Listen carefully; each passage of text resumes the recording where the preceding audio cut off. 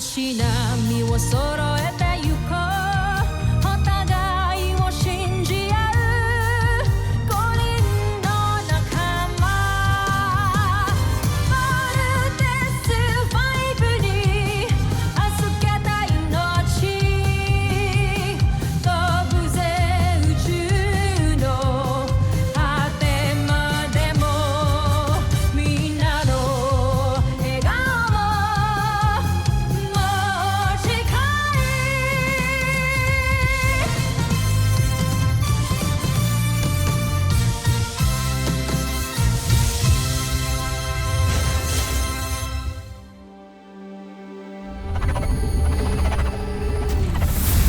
Ang nakaraan sa Voltes 5 Legacy. Tagal na rin akong naghintay upang bumawi sa mga Voltes 5.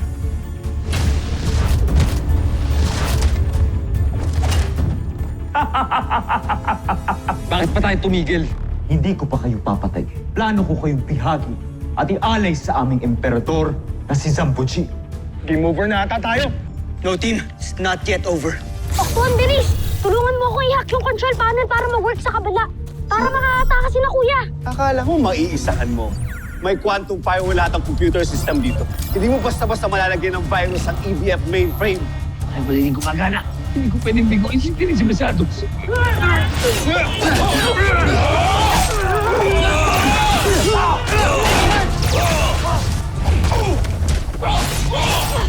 Jamie!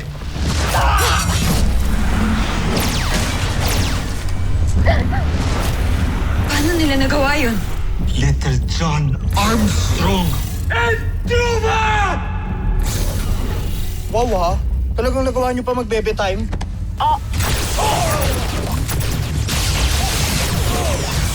Pinunong Rothgar.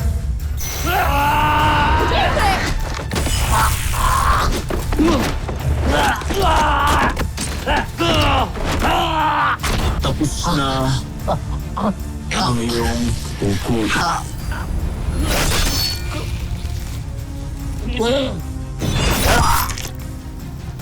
He doesn't love you, Jamie. He does. Hindi ka niya pakakawalan. Kaya sana, ako na lang talaga mahalin mo. Ang galing yung mga yan. May incoming transmission. At sino naman yung mukhang weirdo na night na yan?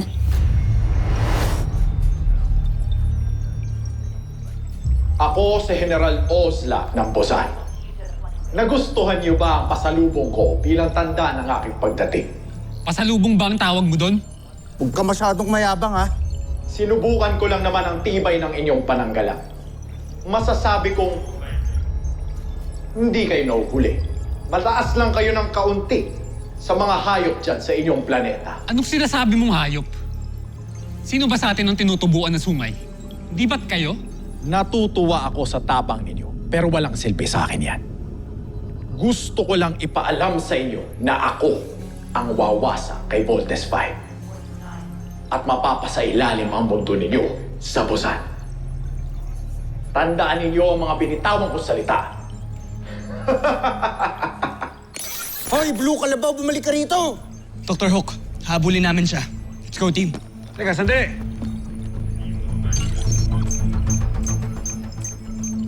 Tingnan niyo yung nangyayari. Nasira ang ating radar system. Kailangan maayos to. Naku! Cascade failure! Paano na yan? Baka mamaya sumugod na ang mga kalaban. Tapos hindi natin sila madedetect. Para tayong bulag na walang kalaban-laban. May kinalaman kaya yung oslak na yun dito? Mukhang ganun na nga. Kung sino man yung General Oslak na yan, mukhang isa siya sa magiging mabigat na kalaban natin. Tomas, I want you to analyze a sample of those meteorites.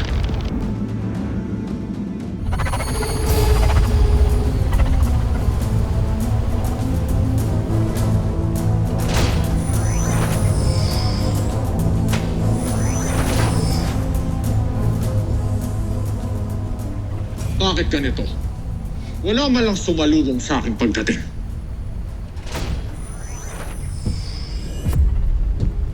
Draco. Ganito ba kayo tumrato ng kapwa niyong general? Ni wala kayong salubong na pagpugay sa akin. Hindi niyo ba alam na ang emperador mismo ang nagpadala sa akin dito? Hiningi ni Prinsipe Zardos ang iyong tulong. Hindi rin opisyal ang iyong pagdating kaya't walang dapat ipagdiwang.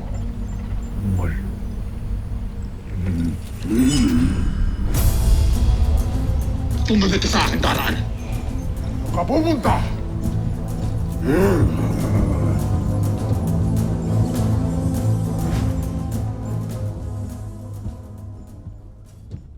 General Oslak, di mo ba alam na isang kabastusan ang umarap sa prinsipe na nakatakip ang muka?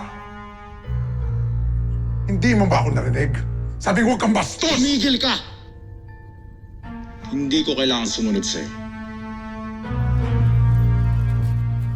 Nahamon kita. Ako pa ang hinamon mo, Draco. Sige, bumunot ka nang makita ng lahat kung sinong mas matibay sa atin.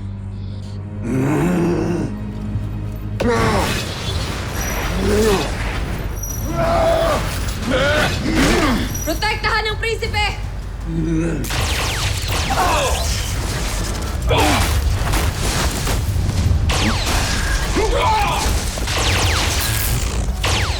Draco, kumalmat ka, hayaan mo siya, Draco.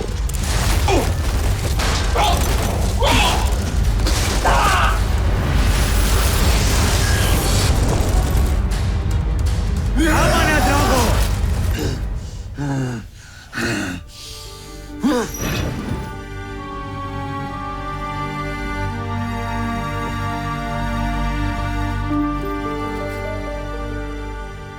Ipagpaumanhin niyo ang aking kagaspangan, kamahalan.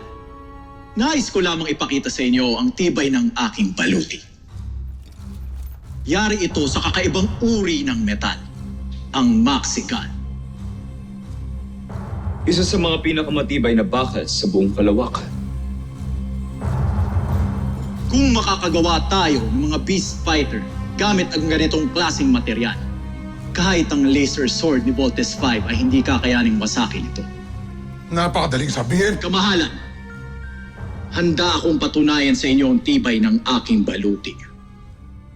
Joffre, kung mamarapatin ninyo, hayaan natin siyang sumailalim sa ilang pagsubok upang malaman kung totoo ang sinasabi niya. Tama ka, General Zandra. Kung gayon, ihanda mo ang iyong sarili at ang iyong baluti, General Oslak.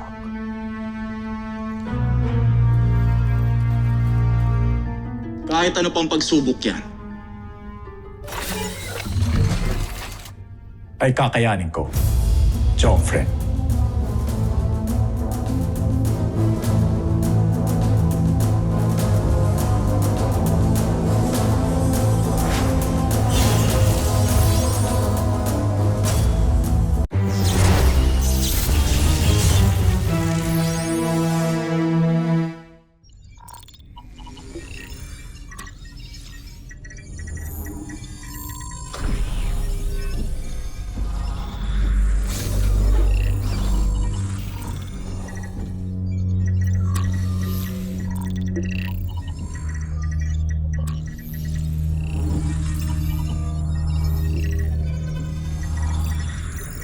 tama ba yung ginagawa mo?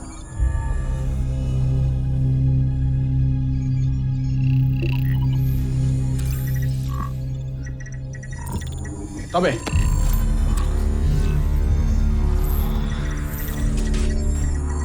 Sandali, anong ginagawa mo?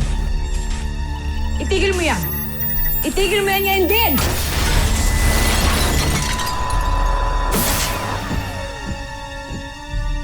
Tingnan mo yung ginawa mo. Ano? Bakit ako ang sisisihin mo? Hindi mo ko dapat pinapakailaman. Tungkulin namin bilang general ni Prinsipe Zardos ang paggawa sa mga beast fighter na iintindihan mo. Baka nakakalimutan mo na ako ang pinadala ng emperador dito. Walang may mas mataas na katungkulan kundi ang prinsipe lamang. Kaya gagawin ko ang lahat ng naising ko. Naiintindihan mo? Truba! Sumusobra ka na. Wala kang karapatan para pagsalitaan ng mga taga rito ng ganyan. Dahil hindi mo alam ang pagpapatakbo dito! Pagpapatakbo ka mo? Sabihin mo nga sa akin, paano nyo pinapatakbo ang lugar na ito? Dahil gusto kong malaman kung bakit puro palpak ang mga beast fighter na binubuo ninyo. Kaya siguro akong pinadala ng emperador. Ngayon, gawin niyo ang mga trabaho. Pero nasa akin, huling pa siya. Maliwanag.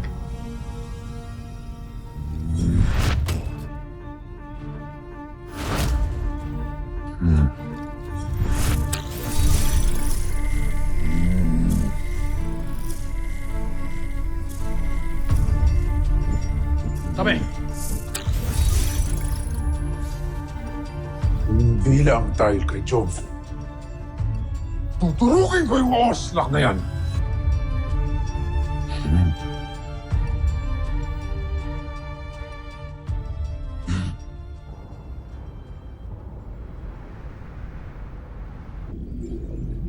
Dr. Hook, kapag in-expose ko ang maliit na meteorite na yan sa shortwave na minus 1,500 megacycles, ito ang mangyayari sa radioscope.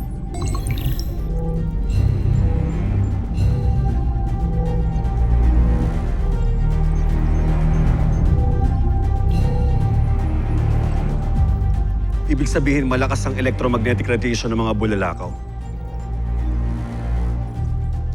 Ngayon naiintindihan ko na kung bakit hindi nag-work ang ating mga radar. Dahil sa lakas ng electromagnetic radiation ng mga bulalakaw na bumagsak sa Camp Big Falcon. It should be enough to cause interference with our radar system. Now listen. It is important to remove the remaining debris from the camp's perimeter immediately. Copy, Dr. Hook. Hindi lang pala puro yabang yan, General Ostak na yan.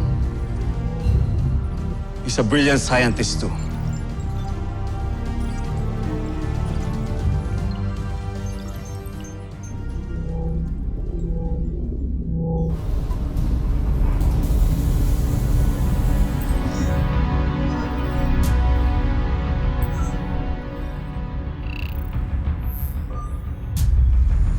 Kapag natalo ng madirigmang ito si Voltes 5, sigurado kong ako ang itataas ng emperador sa posisyon ni Prinsipe Zardos.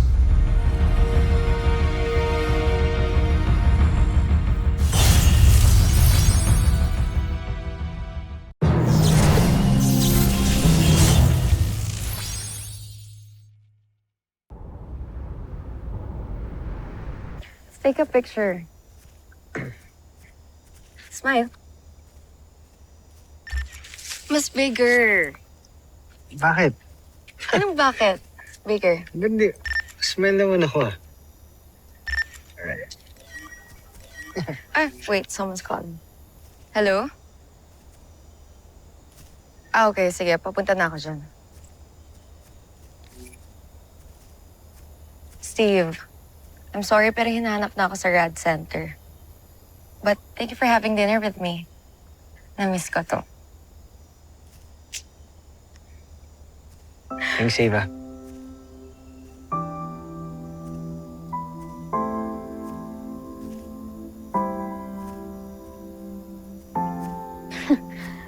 Uy! Kamusta? Mukhang kayo na ulit ni Ava. Ano? Nakita ko kasi kayong dalawa ngayon eh. Saka, pansin ko rin na papadalas din kayong magkasama. So, ano? Kayo na ba ulit?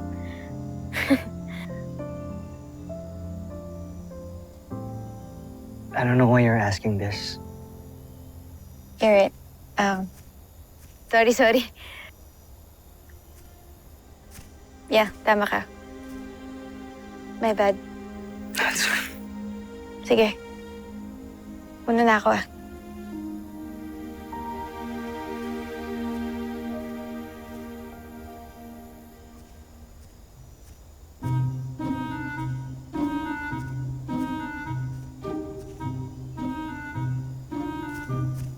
Alam mo, ibang klase ka rin eh, no?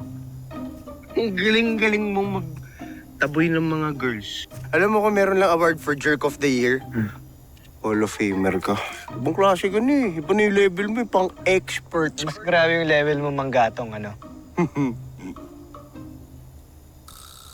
Uy, joke lang. Yan na. Grabe naman to. Ipagpaumanhin niyo ang magiging opinion ko. Ngunit, wala talaga akong tiwala kay General Oslak. Iniisip namin kamahalan na baka hindi talaga siya ipinadala dito ng emperador. Wala tayong opisyal na papatid, kaya maaaring dumating lang siya dito ng kusa upang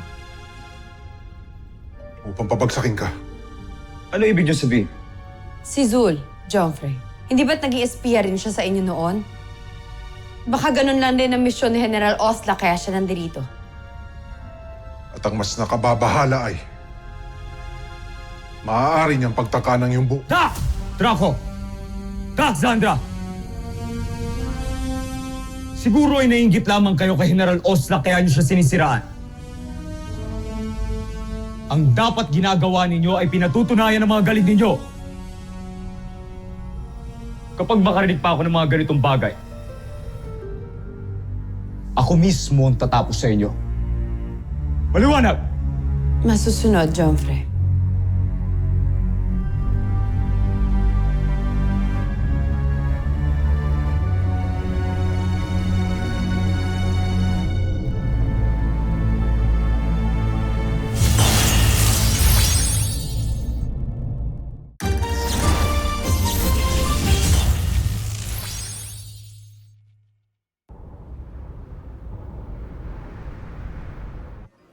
Tinanong ka pa talaga?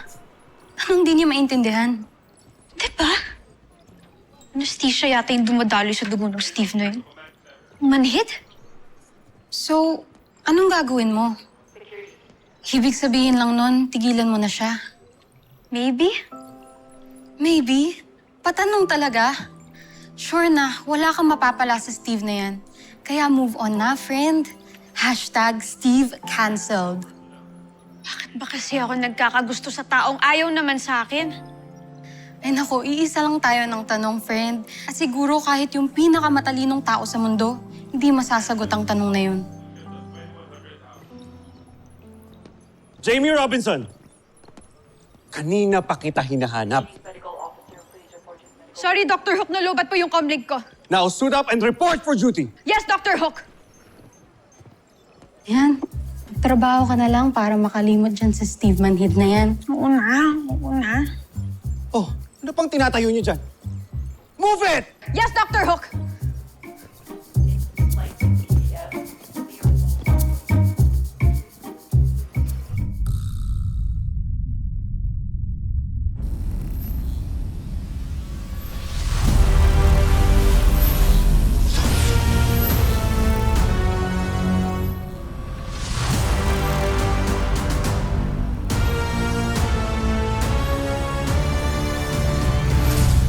Baka sa inyong mukha na naintriga kayo sa ating bagong peace fighter.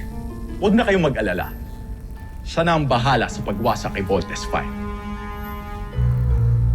Huwag mong pangunahan ang kalaban, Oslak.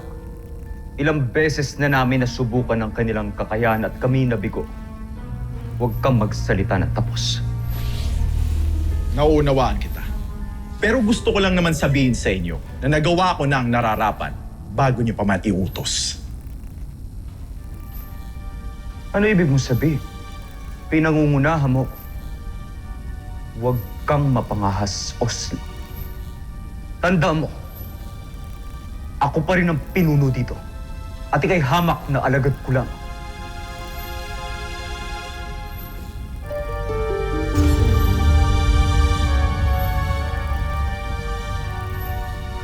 Joffrey, ang nais ko lang naman tukuyin sa inyo ay ang mga bulalakaw na bumagsak sa Camp Big Falcon noong aking pagdating ay nagtataglay ng malakas na kontra-enerhiya, nabubulag sa kanilang mga radar. Hindi nila malalaman ang ating pagdating. Kaya tiyak ako na masusurpresa natin sila. Joffrey. Magaling. Mukhang tama ka, General Oslak. ikaw nga yata ang general na makakatulong sa akin.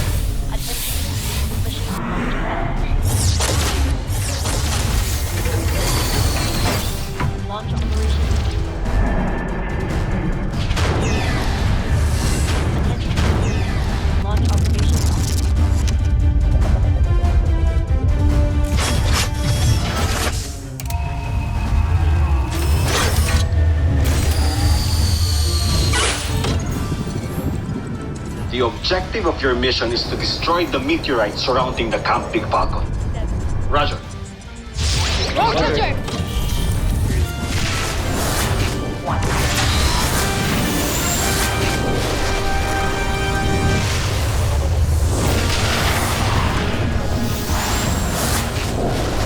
Skyrocket! Bomber missile! Badger knuckle! Frigate rocket! Thunder missile! CBF Command. All meteorites eliminated. Mabuti naman at naayos na ang radar system. Yes po, Doctor. Fully operational na. Dr. Hook, may na-detect from the southeast na papuntang Beast Fighter. Red alert! Police team, may incoming Beast Fighter. Southeast Vector 243. Salubungin nyo na! Here we go again. And it was such a quiet day.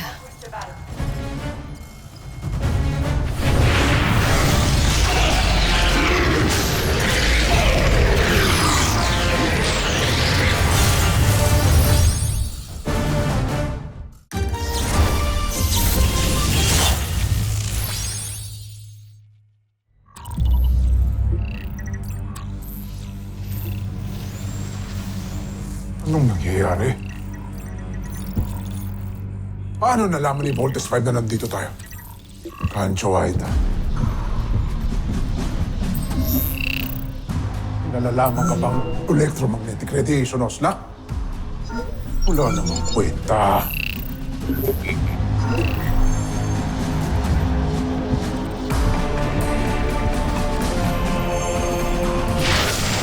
Sinabi ko naman sa'yo, Oslak, hindi mo dapat minamalit ang Voltes 5.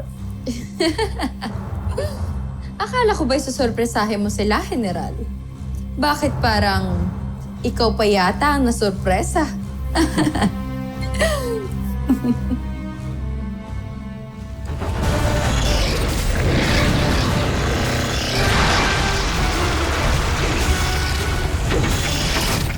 Hala, nakikita niyo ba yun?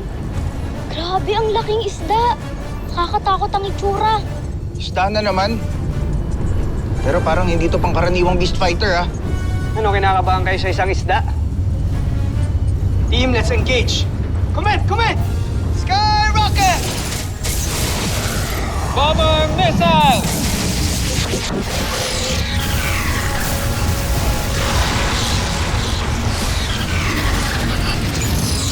Thunder missile!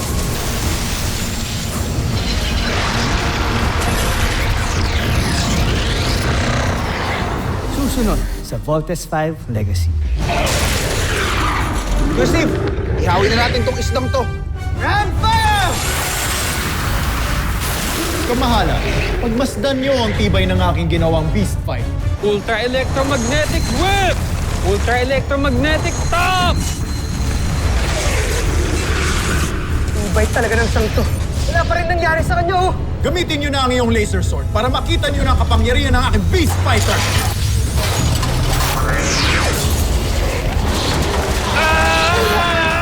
Magpaalam ka na, Voltes 5. Katapusan mo na!